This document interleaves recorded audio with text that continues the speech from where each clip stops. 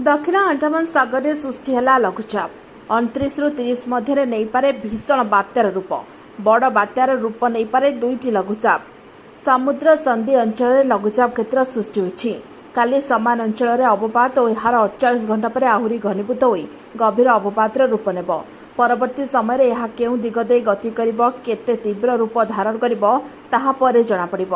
सेपटे बंगोपसागर में सक्रिय रही दुईटी घूर्णिबलय गोटे घूर्णिबलय श्रीलंका उपकूल निकटରେ सक्रिय थिबा बेले अन्यटी माल्का समुद्र संधि अंचल में सक्रिय रही मॉडेल श्रीलंका घूर्णिबलय को सशक्त करुवा बेले गाणितिक मॉडेल माल्का घूर्णिबलय को सशक्त करुछंती।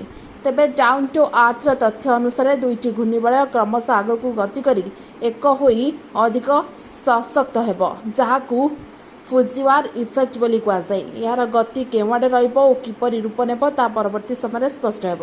पाणीपाग विशेषज्ञ शरद साहू कहते वर्तमान पाणीपाग स्थिति अनुजाई दक्षिण पूर्व बंगोपसागर लघुचाप से समान स्थान में अवपात गभीर अवपात और बात्यार रूप नेब उपकूल बात्या प्राय 1000 किलोमीटर दूर रगक आहरी शक्तिशाली होगापी पाग अनुकूल रही उपकूल निकटवर्ती होगा समय दुर्बल हेब।